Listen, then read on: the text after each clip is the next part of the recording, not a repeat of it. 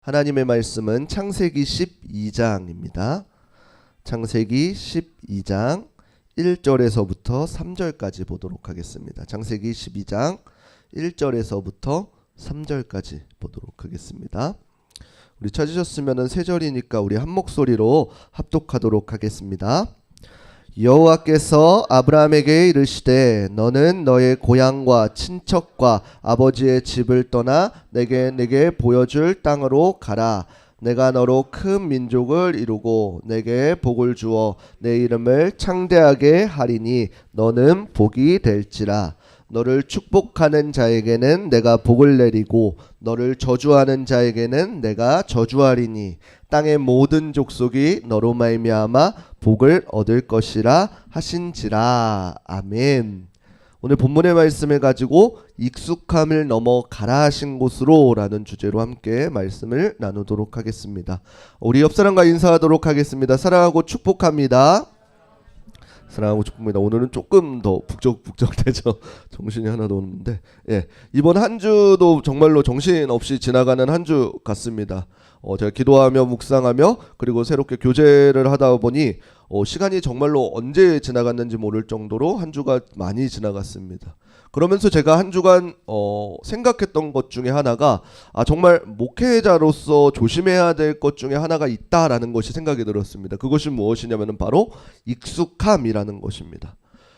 보시기에 아마도 제가 많이 즉흥적인 것 같으나 나름대로의 이제 계획적으로 이제 루틴을 잡아서 하고 있는 것들이 있습니다. 그래서 매일매일 주중 루틴들이 있는데 오늘은 무엇을 하고 오늘은 내일은 무엇을 하고 이런 것들을 정해둔 것이 있는데 이러한 것들에 익숙해지다 보니까 다른 새로운 일들을 하는데 머뭇거리게 됨을 제가 보았다라는 것입니다. 그런데 비단 이것은 저의 이야기뿐만 아닐 것입니다. 매일매일 회사에 가든지 직장에 있든지 그런 삶을 살아가다 보면 어떻게 돼요? 새로운 것에 조금 어색하게 되고 매일매일 반복되는 루틴을 따라가는 것이 우리 마음 가운데 평안이 오게 되어져 있는 것이 너무나도 당연한 일입니다.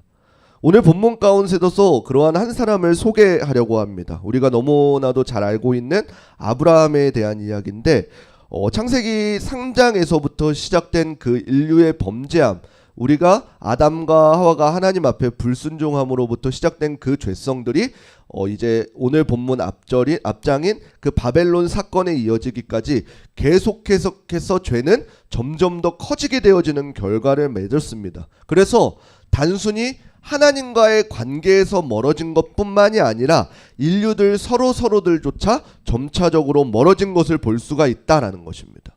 그런데 오늘 본문 가운데에서 하나님께서 이러한 상황 가운데 있는 우리의 관계들을 그 가로막힌 그 관계의 장벽들을 어떻게 해서 허물어 가는지를 오늘 말씀을 통해서 우리 함께 살펴보도록 하겠습니다. 우리가 흔히 사람과의 관계를 맺을 때에 어려운 부분 중에 한 개가 있습니다. 그것은 무엇이냐면은 어떤 사람과 관계를 맺을 때에 이 사람이 나한테 이런 것들을 해주면은 나도 이런 것들을 해줘야 되는데 이러한 기브앤테이크가 관계에 큰 비중을 차지하기 때문에 관계를 섣불리 맺는 것에 많이 두려움을 갖고는 합니다. 내가 무언가를 해주면 그 사람도 내게 무언가 해줘야 된다 라는 이러한 생각들이 있기 때문에 조금 부담스러운 것이 사실입니다. 그런데 하나님과의 관계에 대해서는 이러한 것들이 조금 다른 관계입니다. 우리가 어떠한 것을 무언가를 해서 하나님께서 우리에게 다가오신 것이 아니라 이미 성경에서는 하나님께서 우리에게 모든 것을 주셨다. 여기서부터 관계가 시작되어집니다.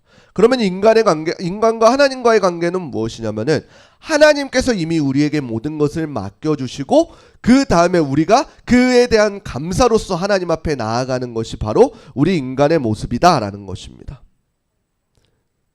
우리가 오늘날 살아갈 때 이 하나님과 인간의 관계를 조금 이해할 수 있는 다는 아니지만 조금 이해할 수 있는 부분이 아마 부모와 자녀와의 관계일 것입니다.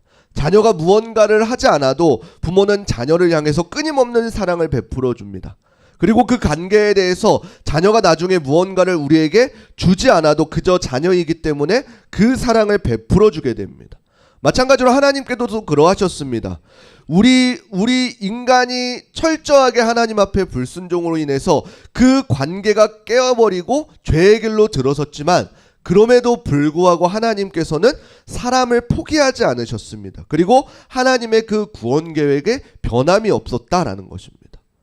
그래서 창세기 3장으로부터 점점 강화되어져 온 그 많은 죄들이 아브라함 한 사람을 통해서 어떻게 회복시켜 주시는지를 오늘 말씀을 통해서 함께 살펴보려고 합니다. 그래서 에덴 동산과 그 바벨에서 겪었던 하나님과의 관계의 깨어짐을 아브라함의 후손들 그리고 아브라함을 통해서 회복시켜 주시는 것을 우리는 경험하게 되어집니다. 그리고 이것을 통해서 우리가 깨닫게 되어지는 것은 하나님의 신실하심을 우리는 깨달을 수가 있습니다. 그래서 이것을 보기 위해서는 아브라함과 하나님께서 아브라함을 부르실 때 오늘 본문의 모습을 조금 살펴보아야 될 것입니다. 이 모습을 살펴보면은 하나님께서 아브라함을 부르실 때 철저하게 아브라함이 무언가를 해서가 아니라 그저 하나님께서 아브라함을 택하셔서 부르는 것을 볼 수가 있습니다. 철저하게 하나님의 온전하신 선택인 것입니다. 그리고 그 선택에는 어떠한 조건이 붙는 것이 아니라 그저 하나님께서 그 아브라함을 부르시고 그 아브라함을 인도하시는 과정을 우리가 볼 수 있습니다. 만약에 아브라함이 죄인이라면 어떻게 하셨겠어요? 그 죄를 돌이키게 하시고 의롭게 하시고 하나님의 방법대로 성화시켜 주실 것이었습니다. 그렇기 때문에 우리가 기억해야 될 것은 무엇이냐면은 우리의 어떠한 모습을 보고 하나님께서 택하시는 것이 아니라 그저 하나님의 말씀에 순종하는가 순종하지 않는가 여기에 포인트가 있다라는 사실입니다. 하나님께서 아브라함에게 말씀하신 것은 무엇인가요? 창세기 12장 1절 말씀 우리 함께 보도록 하겠습니다. 함께 읽겠습니다. 여호와께서 아브라함에게 이르시되 너는 너의 고향과 친척과 아버지의 집을 떠나 내가 내게 보여줄 땅으로 가라. 아멘. 하나님께서 아브라함에게 이야기하신 것은 너의 고향, 친척, 아버지 집을 떠나 내게 보여줄 땅으로 가라 라고 이렇게 말씀하십니다. 고향, 친척, 아버지 집을 떠난다는 것은 무엇이냐면은 그동안에 익숙했던 것 그리고 그동안에 쌓아왔던 것에 대해서 떠나라 라고 이렇게 이야기하는 것입니다. 그 떠나라고 하는 시기가 보면은 아브라함이 이 75세인데 우리가 생각하는 그 75세는 결코 적은 나이가 아닙니다. 안정을 찾아야 되는 나이임에도 불구하고 하나님께서는 아브라함에게 본토 친척 아비집을 떠나라 라고 이렇게 말씀하시는 것을 보면은 분명히 그 안에 담겨진 뜻과 의미가 있다라는 것입니다. 이것을 우리는 여호수아서 24장에서 찾을 수 있는데 여호수아서 24장 2절 말씀 우리 함께 읽어보겠습니다. 함께 읽겠습니다. 여호수아가 모든 백성에게 이르되 이스라엘의 하나님 여호와께서 이같이 말씀하시기를 옛적에 너희의 조상들 곧 아브라함의 아버지 나홀의 아버지 데라가 강 저쪽에 거주하여 다른 신들을 섬겼으나 아멘. 아브라함의 아버지 데라는 우상을 만드는 사람이었다라는 것입니다. 그렇기 때문에 하나님과 아브라함과 관계를 맺기 위해서는 어떻게 해야 돼요? 그동안 아브라함에게 익숙했던 것은 무엇인가요? 다른 우상들을 섬겼던 것 그리고 그 우상들에 침식됐던 것 그 모든 것들을 떠나 하나님과의 새로운 관계를 맺게 되어져야 됐다라는 것입니다. 그래서 아브라함에게 떠난다라는 것은 무엇이었냐면은 삶의 목적과 방향을 바꿔가는 것입니다. 우리가 이것을 조금 유식한 말로 이야기하면 무엇인가요? 회개라는 것입니다. 철저하게 돌이켜서 그 가던 길을 돌이켜서 하나님의 것으로 초점을 다시금 맞춰가는 것. 우리도 마찬가지로 본능적으로 편한 것과 안락한 것을 찾게 되어 있으나 하나님께서는 아브라함에게 무엇이라고 이야기하시냐면은 너는 그것을 떠나라 라고 이렇게 이야기하십니다. 그리고 하나님께서 새롭게 관계를 맺어가실 내가 내게 보여줄 그 땅으로 가라 라고 이렇게 말씀하신 것입니다. 이러한 부르심의 아브라함의 마음 가운데에서는 어떻게 되었을까요? 성경은 구체적으로 그 아브라함의 그 당시의 신앙에 대해서 이야기하지는 않지만 히브리서 11장에 보면은 아브라함이 어떠한 믿음을 가졌는지를 조금 볼 수가 있습니다. 분명히 근심을 가졌을 것이나 하나님께서 아브라함에게 이제 가라 라고 말씀하신 그 이후에 내가 내게 어떠한 축복들을 더하여 주는지에 대해서 이야기하고 있는 것을 볼 수가 있습니다. 창세기 12장 2절 말씀 우리 함께 읽겠습니다. 함께 읽겠습니다. 내가 너로 큰 민족을 이루고 내게 복을 주어 내 이름을 창대하게 하리니 너는 복이 될지라. 아멘. 우리가 이 말씀을 보면은 조금 아담과 노아의 때를 조금 비교해서 살펴보았으면 좋겠습니다. 처음에 인류에게 하나님께서 가장 먼저 관계를 맺으시고 명령하신 것이 무엇인가요? 하나님께서 창조하신 그 모든 것 가운데에 생육하고 번성하여서 온 땅에 충만하라 라고 명령하셨습니다. 그래서 그 명령을 따라서 살아가다가 어떻게 돼요? 결국에는 하나님의 말씀에 불순종함으로써 그 죄라는 것이 들어왔습니다. 그러나 오늘 본문에 아브라함에겐 무엇이라고 이야기하시나요? 어떠한 명령의 언어가 아니라 하나님의 철저한 도우심을 통해서 내가 너로 큰 민족을 이루겠다라고 이렇게 말씀하십니다. 철저하게 하나님의 도우심이 들어간 것입니다. 하나님의 주권이 들어간 것입니다. 이것은 우리가 바벨탑의 사건에서 조금 볼 수가 있을 것입니다. 바벨탑의 사건 가운데에 그 흩어짐을 면하자라고 했던 사람들이 이야기했던 것이 무엇인가요? 자신들의 이름을 내자라고 이렇게 이야기합니다. 창세기 11장 4절 말씀 우리 함께 읽어보겠습니다. 함께 읽겠습니다. 또 말하되 자 성읍과 탑을 건설하여 그 탑 꼭대기를 하늘에 닿게 하여 우리 이름을 내고 온 지면에 흩어짐을 면하자 하였더니 이 당시에 그 바벨의 탑을 쌓던 그 사람들의 마음 가운데에선 무엇인가요? 우리가 이제는 흩어짐을 면하고 우리의 이름을 하늘에 닿게 하여서 이렇게 하자, 흩어짐을 면하자 라고 이렇게 이야기합니다. 그랬더니 하나님께서는 아브라함에게 무엇이라고 이야기하나요? 내가 이름을 내지 않아도 하나님께서 내 이름을 창대케 하리니 라고 이렇게 이야기해 주시는 것입니다. 그래서 바벨 사건의 결과는 어떻게 되어지나요? 심판을 받게 되어서 온 땅의 사람들이 흩어지게 되고 언어가 달라지게 되어져 있습니다. 그러나 아브라함은 어떻게 되어지나요? 이 순종을 통해서 하나님께서 땅의 모든 족속이 너로 인하여서 복을 얻게 되어질 것이다 라고 이렇게 하나님의 약속을 받게 되어져 있다라는 것입니다. 이것이 그동안의 죄로 쌓아온 인간의 모습과 하나님께서 아브라함을 부르실 때의 모습인 것입니다. 그리고 하나님께서 아브라함에게 부르실 때에 그에게 약속하신 것이 구체적으로 무엇인가요? 첫 번째는 약속의 땅에 대해서 이야기하고 있습니다. 그런데 특이한 것이 이 약속의 땅에 대해서 이야기할 때 무엇을 이야기하시나요? 하나님께서 기적처럼 그에게 어떠한 땅을 보여주신 것이 아니라 내가 내게 말하는 땅으로 가라라는 것입니다. 어딘지 알지 못하나 그 알지 못하는 상황 가운데에서 누구를 의지하는 것인가요? 결국에는 하나님을 의지해서 가라라고 말씀하시는 것입니다. 이것은 구약의 그 출애굽 과정 가운데도 마찬가지일 것입니다. 하나님께서 불기둥과 구름기둥으로 이스라엘 백성들을 인도하시고 가라 하시면 가고 멈추라고 하시면은 멈추는 그 놀라운 그 여정과 마찬가지로 아브라함에게도 마찬가지로 하나님께서 말씀하실 때 하나님께서 약속하신 그 땅으로 가라라고 이렇게 말씀하신 것입니다. 그리고 두 번째 약속은 무엇인가요? 약속된 후손에 관한 것입니다.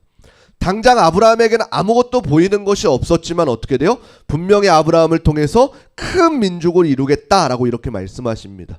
그리고 이 큰 민족은 창세기 3장 15절에 보게 되어지면은 이제 여자의 후손과도 이어져 있음을 볼 수가 있습니다. 그 여자의 후손이 결국에는 누구를 지칭하고 있는 건가요? 신약에 보면은 예수 그리스도를 지칭하고 있는 것입니다. 그렇기 때문에 그 큰 아브라함과 약속하셨던 그 약속의 말씀들이 신약에 이어지기까지 하나님께서는 성취하시기 위해서 신실하게 그 여정들을 지켜 보호하신다라는 것입니다. 그리고 마지막 약속은 무엇이었나요? 약속된 축복입니다. 아브라함에게 약속하신 것은 내가 복의 근원이 되겠다라고 말씀하시는 것입니다. 그래서 오늘날 우리가 복의 근원이라고 이야기하면 가장 먼저 누구를 떠올리는 건가요? 아브라함을 떠올리는 것입니다. 그래서 그 당시에 아브라함과 함께 하셨던 그 하나님이 오늘날까지도 동일하게 우리에게 함께 하시는 그 하나님으로서 기억되게 되어져 있다라는 것입니다.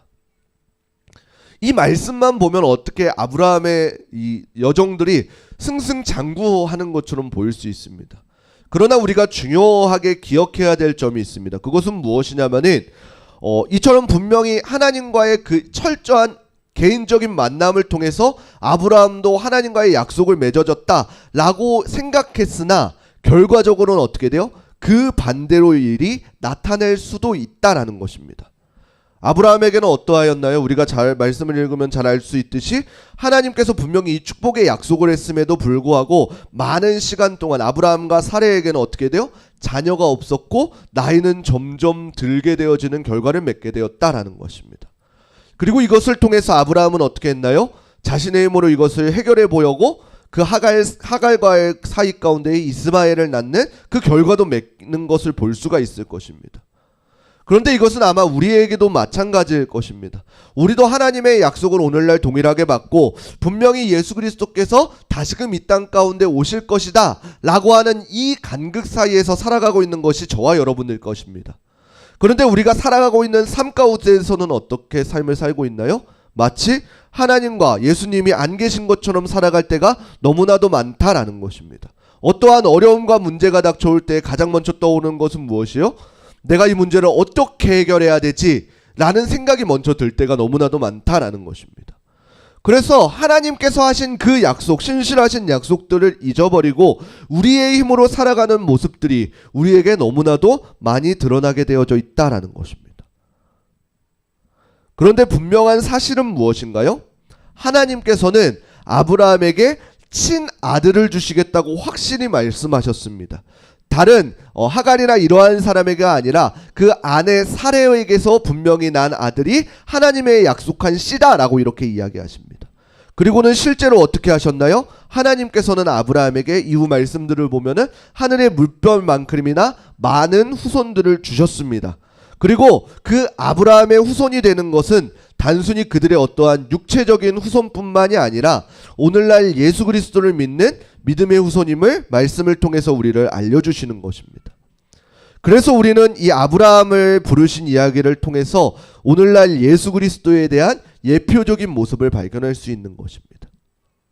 어떠한 사람의 방법대로 세워진 이스마엘이 아니라 하나님의 방법대로 세워진 이삭이라는 그 약속의 아들로부터 그 복이 시작되었듯이 신약에서도 그 한 사람을 주목하고 있는 것을 볼 수가 있습니다. 갈라디아서 3장 29절 우리 함께 읽어보도록 하겠습니다. 갈라디아서 3장 29절 뒤에 말씀 한 번만 띄워주세요. 제가 읽어드리겠습니다. 너희가 그리스도의 것이면 곧 아브라함의 자손이요 약속대로 유업을 이을 자니라. 아멘. 이처럼 하나님께서 아브라함에게 약속하셨던 그 약속의 축복의 내용들이 오늘날 우리에게 어떻게 이어지는지를 말씀을 통해서 기억해야 되는 것입니다. 하나님께서 아브라함을 믿음을 그의 의로 여기셔서 구원에 이르게 하셨듯이 우리 또한 예수 그리스도를 믿음으로 말미암아 우리가 받아야 될 그 저주가 친히 예수 그리스도께서 우리의 저주를 담당해 주심으로 우리를 구원에 이르게 하셨다라는 것입니다. 그렇기 때문에 오늘날 저와 여러분들은 예수 그리스도의 은혜를 받은 자들입니다. 아브라함이 자신의 익숙한 길이 아니라 하나님께서 가라 하신 땅으로 갔을 때에 하나님께서는 그 아브라함과 놀라운 약속의 시간들이 이어졌습니다. 그리고 우리도 마찬가지로 우리도 이 땅을 살아갈 때에 우리를 죄에서 자유케 하여 주신 그 예수 그리스도를 기억하면서 하나님께서 우리를 위하여서 한없는 사랑을 베풀어 주시고 그 하나님께서 우리와 그 약속을 신실하게 지켜간다는 그 사실을 기억하고 우리 또한 하나님의 약속을 받은 자답게 세상을 향하여서 많은 은혜를 흘려보내줄 수 있어야 되는 것입니다. 그렇기 때문에 우리가 가장 먼저 가져야 될 마음은 무엇이냐면은 하나님께 약속이 오늘날도 어떻게 이어지는지를 우리는 경험해야 되는 것입니다. 구약 사람들이 입버릇처럼 이스라엘 백성들이 입버릇처럼 했던 것이 무엇이냐면은 아브라함과 이삭과 야곱의 하나님이 우리의 하나님이다 라는 것을 고백했습니다. 그것을 고백한 이유는 무엇이냐면은 자신들이 하나님과의 그 정체성, 하나님과의 관계에 대한 그 정체성이 날마다 그들 가운데에서는 바로 세워져야 됐기 때문입니다. 왜요? 그들의 민족의 정체성은 어떠한 장소에 어떠한 강대에 이런 것들이 있는 것이 아니라 그들과 함께 하셨던 여호와 하나님이 그들의 정체성이 되었기 때문입니다. 오늘날 저와 여러분들의 정체성은 무엇인가요? 우리를 죄에서 자유케 하여 주신 우리를 위해서 피 흘려 주신 그 예수 그리스도가 오늘날 저와 여러분들의 정체성이 되어야 될 줄을 믿습니다. 그렇기 때문에 오늘날 세상 사람들은 우리를 보고 뭐라고 이야기하나요? 그리스도인이다 라고 이렇게 이야기하는 것입니다.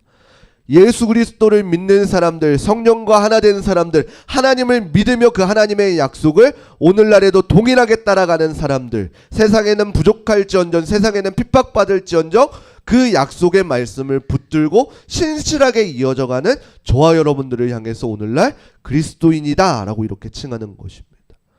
저는 우리 흐르는 교회도 마찬가지로 그러한 성도님들이 되시기를 축복합니다. 하나님의 약속의 말씀이 우리를 비껴나가는 삶이 아니라 우리의 삶 가운데에서 아브라함과 함께 하셨던 그 하나님이, 이삭과 함께 하셨던 하나님이, 야곱과 함께 하셨던 하나님이, 그리고 성령의 충만한 사람들이 오순절 다락방 가운데에서 경험했던 그 성령의 충만한 사람들이, 그리고 오늘날까지 신실하게 그 약속을 이어오시는 그 하나님의 놀라운 약속들이 우리 흐르는 교회를 통하여서, 그리고 여기서 머무는 것이 아니라 우리를 통하여서 우리의 삶 가운데에, 세상 가운데에, 그리고 우리 이 주변 가운데에 흘려보내 줄 수 있는 우리 흐르는 교회 성도님들 되시기를 주님의 이름으로 축원합니다. 아멘. 우리